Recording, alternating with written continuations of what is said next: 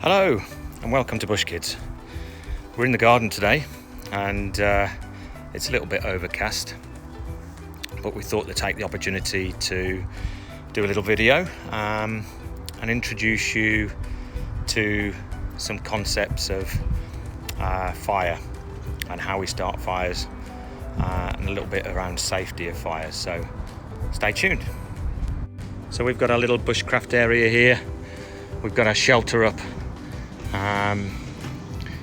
just a canvas 3x3 tarp, and it's just put up between a couple of posts here. We've got it here with some paracord like we showed you on the other video. This time we've just used a couple of bungee cords to attach it to the other post, so you would be able to do that on the ground or in between trees. And my lad's just been building a cardboard tank. So obviously when we're playing with fire, the first thing is we're not really playing with fire. We need to make sure that when we're having a fire it's fully controlled and we know exactly what we're going to do with it. And essentially, if you're going to have a fire anywhere outside of your back garden, you really need to think about it and essentially try and get the permission of the landowner to make that fire.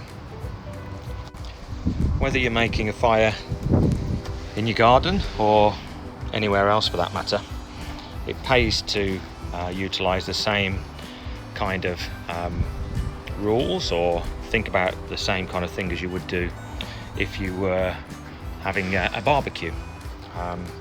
You want to try and have the barbecue in some kind of container, a fire in some kind of container, and I would suggest that if you can, you try and get the container off the ground. And if you have got any old barbecue sets, I'm going to show you something in a minute. I think that's a great opportunity to use those to show some of the basics of fire starting and fire control. So here's my old barbecue. It's a bit battered. It wasn't very expensive actually a long time ago. It's not very sturdy, but it's okay. It's got some legs on it. It's seen better days. But for this kind of exercise, just to take the fire off the ground and give us an area to put the fire in, it's fantastic. So depending on how you're going to start your fire, you're going to use different things. Of course, you can use a fire lighter. It'd be very easy to do that, or matches. But what we're going to do is we're going to use something that's used a lot in the bushcraft community, and that's a fire steel or a ferrocerium rod, because what these do is throw out sparks to make the fire rather than a flame in its own right. So I think it's a lot safer. We've got to be careful of the sparks, but it's a lot safer than creating a straight flame. So we're going to look at that today. And when we're starting a fire, and we'll go into this a little bit more later in other videos, but you need some way of starting the fire, which is tinder. We're going to use a little bit of tinder here. We've got some birch bark, which makes excellent tinder, and then we're going to get some kindling, so small twigs or small sticks, and then we're going to have kind of pencil-sized sticks, thumb-sized sticks, and then something bigger. And of course, if you're making a fire, you need to have all this ready before you light your fire. What we've also done is created some shavings, or they've come off what we call feather sticks, and we'll again look at that in a later episode. But just some shavings off of sticks, just to help us with that fire starting. Okay, as we're making fires, I've got some water here just to extinguish it if we need to, and I've got a first aid kit here just in case we need it, but we're going to be very controlled today. It's in a controlled environment in our backyard. We've got our little old barbecue to put the fire in, and it's going to be really focused and controlled fire lighting here. So we're going to use something that's great for fire lighting actually, and that's a bit of cotton wool. And what Harry's doing at the moment is just fluffing it up a little bit so that when he puts a spark in there it should take fire. And you'll see that we've got it on a piece of wood, Could be a piece of cardboard or anything really, so that when it does set fire, we can just take it, lift it up and put it into the fire without any issue. In fact, we're going to just move the fire a little bit, the fire pit, this barbecue a little bit closer to Harry so he can start. Okay, so these ferrocerium rods basically you scratch them, and as you scratch them they create a spark, and that spark is pretty hot, so you've got to be careful, but it's I find it a lot safer than a straight flame. So what we're going to do is just do a little few practices just to make sure we get the right spark, and then what Harry's going to do is just going to put that down onto the cotton wool and see if we can get a fire going. Just wait. So Harry's now got the ferrocerium rod on the cotton wool. He's just going to scrape down and see if he can get a fire. Oh, and he's done it straight away.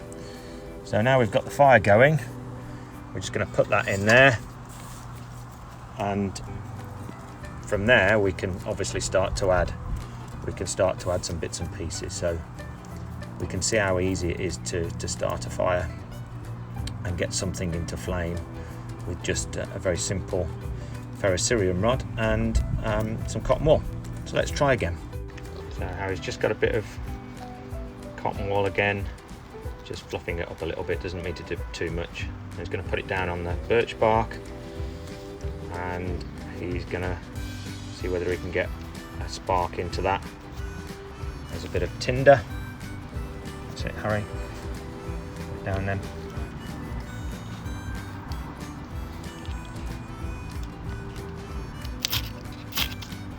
Okay, and we're going again.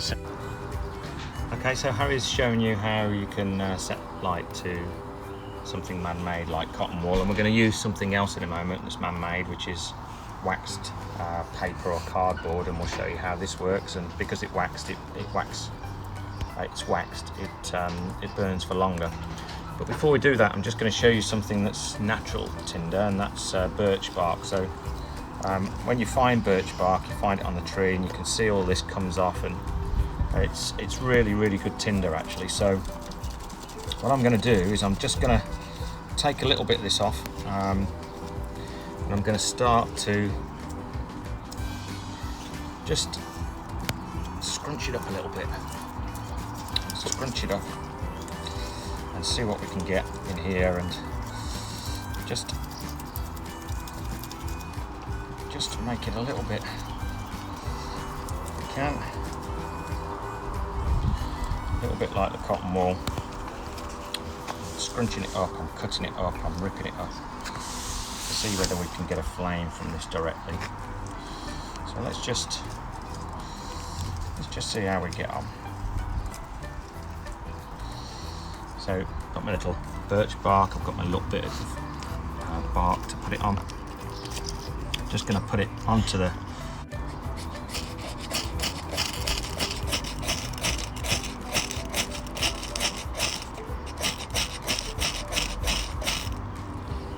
so we've got a little bit of a flame here.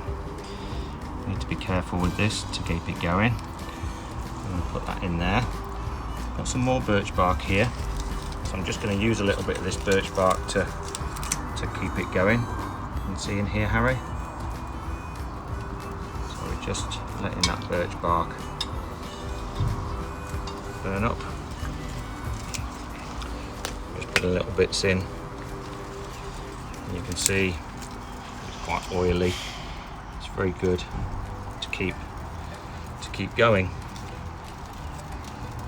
And from a little bit of a spark from the ferrocerium rod, we've now got a little bit of a fire going, and that will go quite nicely actually with birch bark, and obviously then start to move everything else onto it.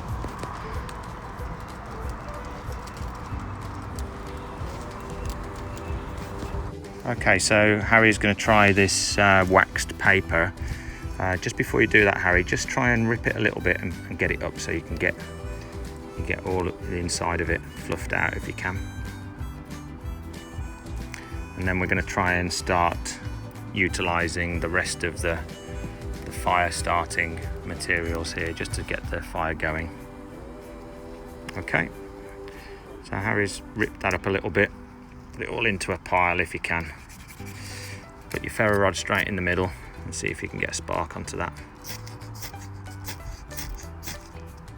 Okay, we're done already.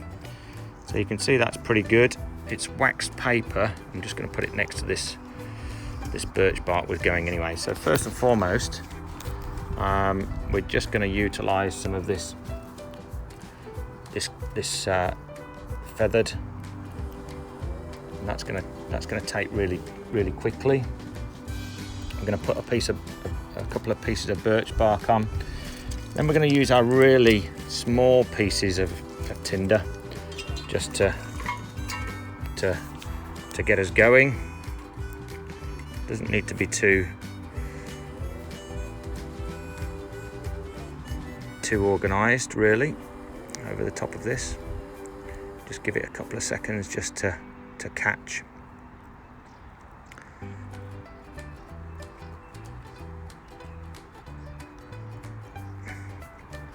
It's just catching now with a bit of wind, which is great. And just the last of our tinder to go on there.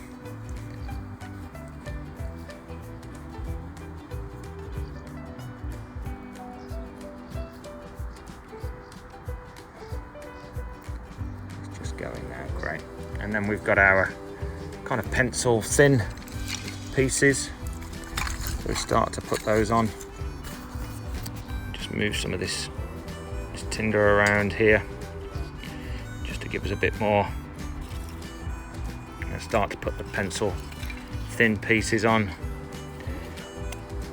Again, doesn't need to be too organized, but just be careful as we're putting these on. Make sure the children are supervised. Just as these things go on the top.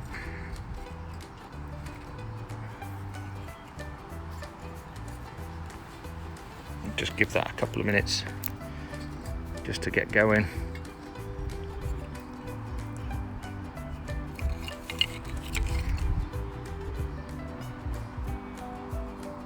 I see all the time this is in this old barbecue bin, so very controlled, children away from it. We could just get the children just dropping sticks in.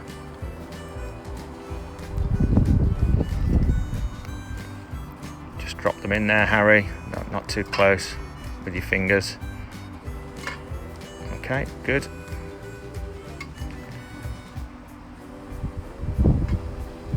Okay.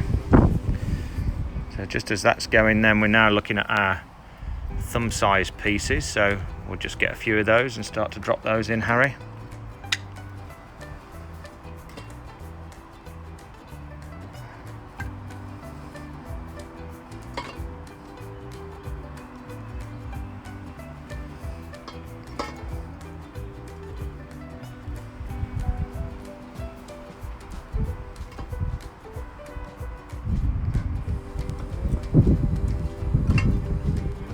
Okay, let's just leave that for a second.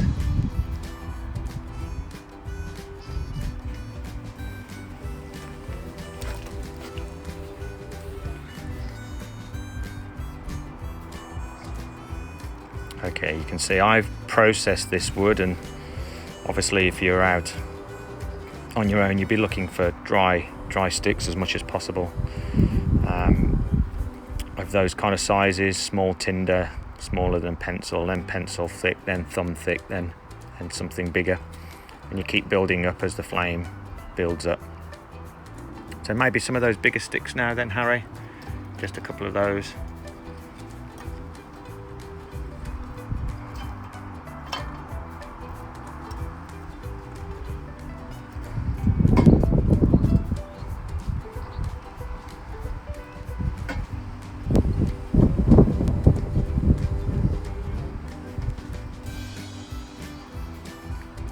Okay, and now we've got a nice fire going.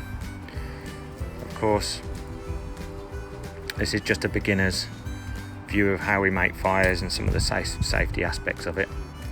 But of course, if you were looking to keep a fire going, you'd want it for a number of reasons. Well, it could be to keep you warm, could be to cook your food on, could be to boil water. and obviously you'd need to start thinking about how much fuel you need, how much wood you would need to do that task. If you wanted a fire on all night, then you would not start to thinking about capturing or processing wood for you able to do that. Just looking to get a quick brew on, then maybe a little like we've got here to get some embers going, putting a pot on top of that or a grill on top of that to get that boiling, or frying some food off. But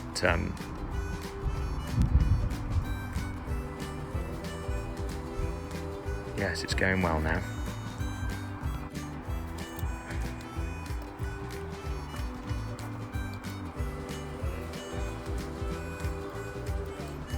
Everybody's a safe distance away from the fire. You need to respect what it is and where it is. It's off the ground, it's controlled in a pan, barbecue, and even if we have any issues here, it blows over.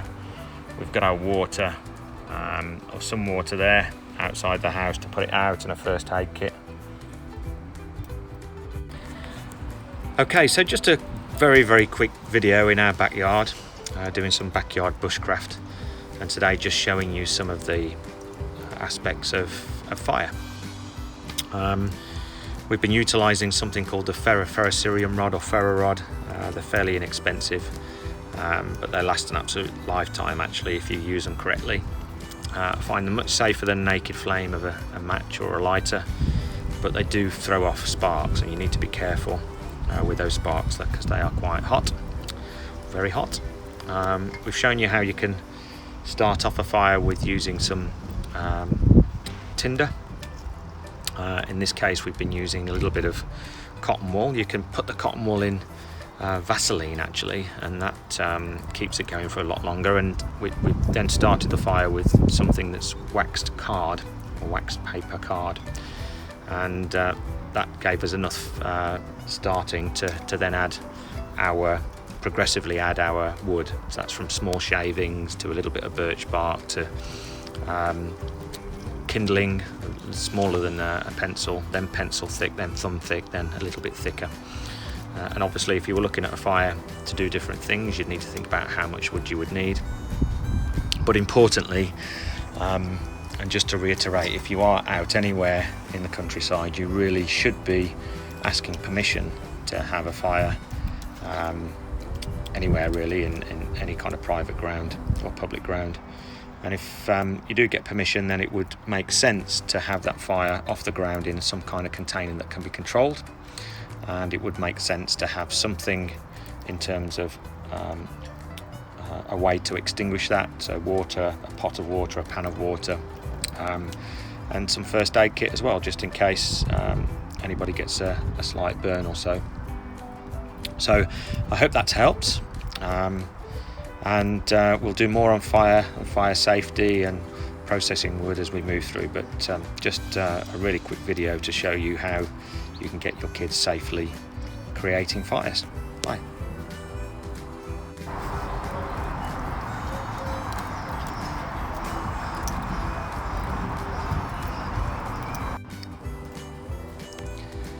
So thanks for tuning in, and stay safe.